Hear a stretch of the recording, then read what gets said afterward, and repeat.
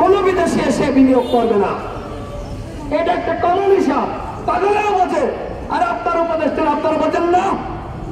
যে স্বপ্ন পূরণ করতে পারবেন না সেই স্বপ্ন কেন মানুষকে দেখান? হাসিনা এই স্বপ্ন দেখিয়েছিল, উন্নয়ন উন্নয়ন উন্নয়ন। এই উন্নয়নের স্বপ্ন দেখিয়ে গান গল্প বলে জনগণকে বিভ্রান্ত করতে পারবেন না। আজকে এই জনগণ এখানে যারা আছে এরা সবাই সচেতন। আমাদের দাবি উপদেষ্টা মাহফুজ আলমকে অনৈক্য নৈরাজ্য সৃষ্টির দ্বারা অনতিবিলম্বে পদত্যাগ করতে হবে।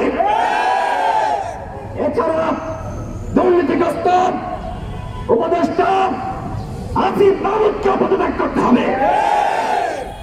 তার এপিএস মাল কামাই, আর সে কি মালের ভাগ পায় না?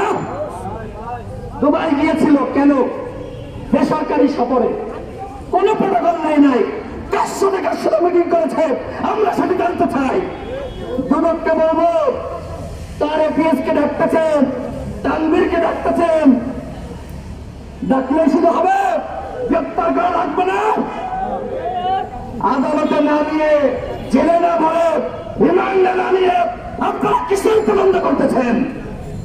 এরকম করতে থাকলে দুদকের উপরে মানুষের আস্থা থাকবে না। অনতিবিলম্বে যাদের নাম এসেছে ওই দুর্নীতিবাজ এপিএস ওদেরকে গ্রেপ্তার করতে হবে। এবং একজন নিষিদ্ধ সংগঠনের নেতা সে কিভাবে ওই চেয়ারে বসলো, কত টাকার বিনিময়ে? সামাজিক যোগাযোগ মাধ্যমে শুনছি 60 কোটি টাকার লেনদেন হয়েছে। কার সাথে হয়েছে? সরকারকে বলবো আপনারা খতিয়ে দেখেন। এরকম একজন নিষিদ্ধ সংগঠনের নেতা যদি এই পদে বসে থাকে তাহলে 2 দিন পরে বিদেশিরাও বলবে এই সরকার মৌলবাদের জঙ্গিবাদের পাহারাদার। তার প্রমাণ হলো এই মোহাম্মদ এজাজ। আমাদের দাবি হল এই এজাজকে অপসারণ করতে হবে। শুধুমাত্র অপসারণ করবেন, এরপরে ছেড়ে দিবেন না, তাকে গ্রেপ্তার করতে হবে। এজাজকে গ্রেপ্তার না করলে ওই জমানা ঘেরাও করা হবে।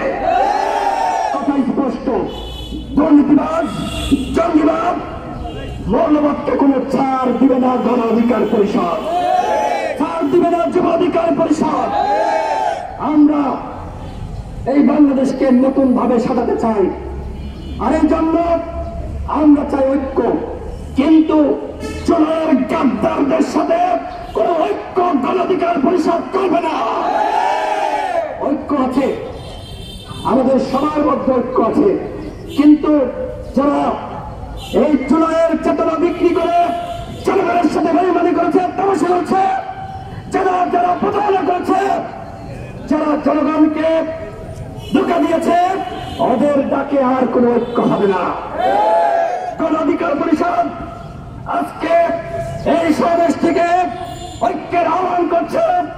গণঅভ্যুত্থানে যারা অংশ নিয়েছে সেই গণঅভ্যুত্থানের সকল শক্তির মধ্যে আমাদের একতা ধরে রাখতে হবে। গণ অধিকার পরিষদ কি দাবি করছিল?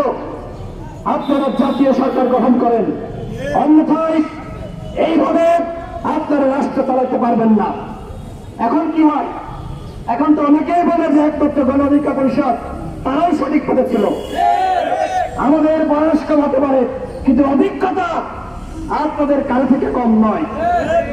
2008 সালের সংস্কার আন্দোলন, 24 সালের গণঅভ্যুত্থান, যখন কেউ আন্দোলন করে সাহস পেত না, এই পল্টন মোড়ে আমরা 300 নেতাকর্মী সবসময় মিছিল করেছি। 24-এর দামি নির্বাচনের আগে আমরা মিছিল করেছি, তখনই আমরা বলেছি হাসিনা মোদির নির্বাচন বর্জন করো জনগণ। সংগ্রামী সাথী বন্ধুগণ, আমার সর্বশেষ কথা, আমরা নৈরাজ্য চাই না, যমুনা ঘেরাও চাই না, শাহবাগ অবরোধ চাই না। আমরা চাই জনগণের দাবি সরকার আলোচনার ভিত্তিতে মেনে নেবে। সরকার যদি দমকের মনোভাব নিয়ে কাজ করতে চায়, আমরা সরকারকে সহযোগিতা করতে পারবো না। আমাদের সর্বশেষ কথা হলো আগামী সেপ্টেম্বরের মধ্যে জাতীয় নির্বাচনের তফসিল ঘোষণা করতে হবে এবং ডিসেম্বরের মধ্যে জাতীয় নির্বাচনের আয়োজন করতে হবে। আমরা তাদেরকে সময় দিয়েছিলাম, ইতিমধ্যে 10 মাস চলছে, 9 মাস পার হয়ে গেছে। গণহত্যার বিচার করতে পারেন নাই, আওয়ামী লীগের কিছুই জিততে পারেন নাই। 28 অক্টোবর 2023 সালে এই পল্টন থেকে সারা দেশ থেকে বিএনপি জামাত গণ অধিকার পরিষদের 28,000 নেতাকর্মী গ্রেপ্তার করেছিল।